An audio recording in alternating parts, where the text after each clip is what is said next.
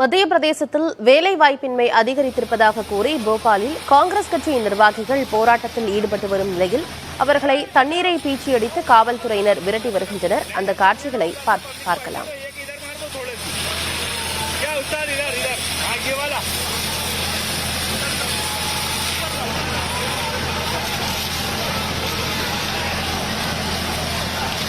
விவரங்களோடு செய்தியாளர் ராஜீவ் இணைந்திருக்கிறார். என்ன விவரம் ராஜீவ்? ஆனந்தி, நாடு முழுவதுமே இது போன்று வேலையின்மை தலைவிரித்து ஆடுவதாக தொடர்ந்து மத்திய அரசு எதிர்கட்சிகள் ஒரு குற்றச்சாட்டை முன்வைத்து வரக்கூடிய நிலையில மத்திய பிரதேசத்தில் அதிக அளவில் இந்த வேலையின்மை இருப்பதாக, இது போன்ற ஒரு நிலை இருப்பதாக அங்க இருக்கக்கூடிய காங்கிரஸ் கட்சியை சேர்ந்த இளைஞர் அணியினர் இந்த ஒரு ஆர்ப்பாட்டத்தில் ஈடுபட்டு இருக்கின்றார்கள்.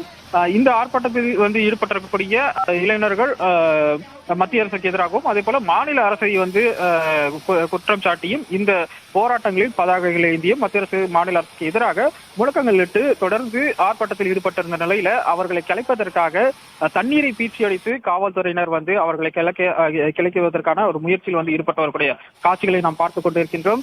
நமக்கு தெரியும், ஏற்கனவே பல்வேறு விவகாரங்களில் மத்திய அரசு குற்றம் சாட்டி வரக்கூடிய நிலையில் எதிர்கட்சிகள் முக்கியமாக வேலையின்மை இந்த ஒரு விவகாரத்தை முன்னிலைப்படுத்தி தொடர்ந்து பல்வேறு கருத்துக்களை பதிவிட்டு வருகிறார்கள். அதே போல சமீபத்தில் வேலை புதிதாக வேலை முகாமில் புதிதாக அவர்களுக்கு வழங்கக்கூடிய அந்த பணி ஆணை வழங்கும் நிகழ்ச்சியில் கூட பிரதமர் இது தொடர்பாக கூட பேசியிருந்தார். தொடர்ந்து வேலையின்மை, நாட்டில் நிலவும் வேலையின்மையை முழுமையாக போக்குவதற்கு மத்திய அரசு அனைத்து விதத்திலும் நடவடிக்கைகள் எடுத்து வருவதாக அவர் குறிப்பிட்டு பேசியிருந்ததை நம்மால் காண முடிந்தது. இருப்பினும் எதிர்கட்சிகள், காங்கிரஸ் உள்ளிட்ட எதிர்கட்சிகள், அனைத்து எதிர்கட்சிகளுமே தொடர்ந்து இந்த விவகாரத்தை நாடாளுமன்ற கூட்டத்தொடர்களிலும் சரி, அதே போல இது போன்ற மாநில வாரியாகவும் அவ்வப்போது இது போன்ற போராட்டங்களில் முன்னெடுத்து செல்வது போன்ற விஷயங்களில் ஈடுபட்டு வரக்கூடிய நிலையில இன்றைய தினம் மத்திய பிரதேசத்தில் காங்கிரஸ் இளைஞர் அணியின் சார்பாக இந்த ஒரு ஆர்ப்பாட்டமானது தற்போது நடைபெற்று வருகிறது.